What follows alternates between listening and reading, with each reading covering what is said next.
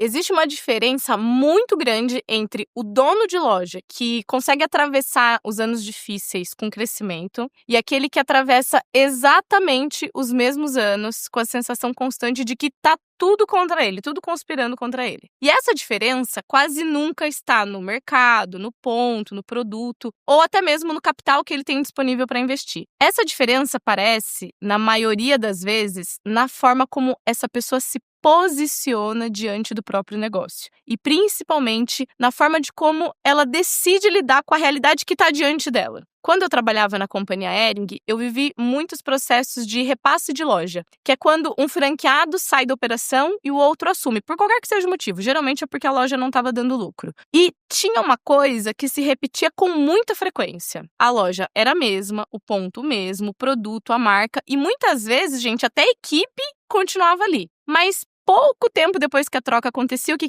começava a acontecer? O resultado começava a mudar. E não é porque o mercado ajudou ou atrapalhou mais, mas mudava a forma do dono pensar, decidir e sustentar as decisões. Era isso que era diferente. E foi ali que eu comecei a perceber com muita clareza o peso da postura do empreendedor sobre o resultado do negócio. Não no sentido de um discurso otimista ou um discurso bonito, mas algo muito concreto. A forma como o dono interpreta um problema vai definir o tipo de decisão que ele consegue tomar. E isso fica ainda mais evidente quando eu sento para conversar com os donos de loja. Em algumas conversas, o dono, quase todo o tempo, ele consome aquele tempo que ele tem falando sobre como tudo tá errado. O mercado tá errado, o consumo tá errado, o governo, o cenário, o cliente que mudou. Aí fica uma conversa longa, uma conversa pesada, cheia ali de tentativa de explicação. E em outras conversas, as dificuldades, elas também aparecem, porque elas existem, né, gente? Mas elas sempre vêm acompanhada de uma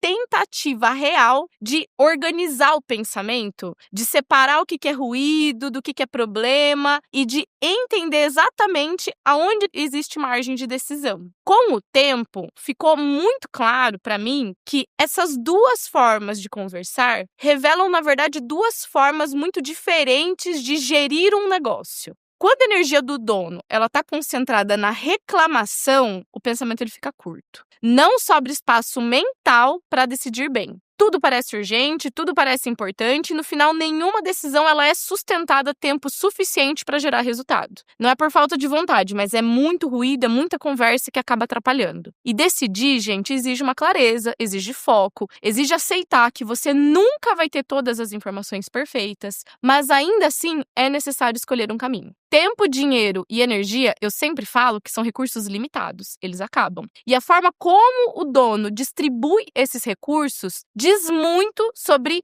como aquele negócio ele vai conseguir ser construído ao longo do tempo. Esse tema fica ainda mais forte quando a gente olha para o contexto que a gente está vivendo agora. Estamos na primeira semana de 2026, com um cenário, gente, que já vem carregado de narrativa pronta. É ano de eleição, Copa do Mundo, um monte de feriado espalhado, o consumo oscilando. Tudo isso já aparece desde cedo, preste atenção, como justificativa antecipada para resultado fraco. E o problema não é reconhecer que esses fatores existem, porque eles existem mesmo. Mas o problema é usar isso como centro da conversa durante o ano inteiro. E é isso que eu vejo acontecer com muita frequência. Acontece o seguinte, quando o dono ele não tem clareza sobre onde colocar a energia dele, ele acaba sendo sugado por esse tipo de conversa que está rondando o coletivo. E aí ele passa o ano inteiro só reagindo ao cenário, ajustando o plano toda hora, mudando de ideia no meio do caminho. E no final, ele vai confirmar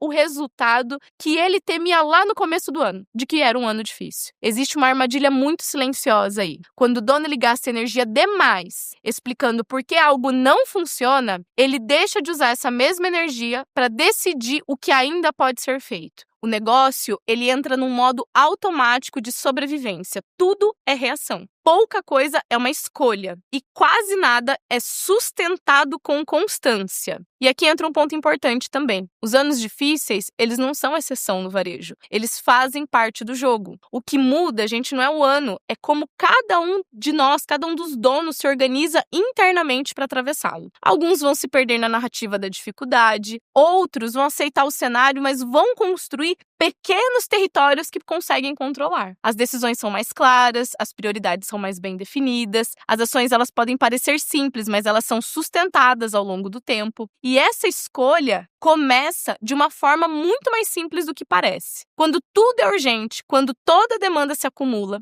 a sensação é que falta tempo para tudo. O primeiro movimento, nesse caso, não é sair resolvendo tudo. É diminuir o campo de decisão. É criar algum nível de domínio sobre o curto prazo. E aqui é que muita gente se perde, porque tenta controlar o ano inteiro, quando ainda não consegue nem controlar o mês. Planejar um mês, gente, não é falta de ambição, é uma inteligência prática. É entender que sem um mínimo de organização, a cabeça do dono vira o problema do negócio. Organizar as semanas, definir as prioridades claras, entender o que precisa acontecer para que um resultado específico seja atingido, não resolve todos os problemas, mas devolve uma coisa fundamental: clareza para decidir melhor. Por isso, eu digo que o resultado, ele começa não com uma grande virada, mas ele começa na capacidade de sustentar decisões simples, mas com muita consistência, mesmo quando o cenário não ajuda. Quando o dono ele consegue fazer isso, o negócio ele começa a responder. Não é porque o mercado mudou, mas porque a forma de decidir mudou. Eu vou deixar aqui um conteúdo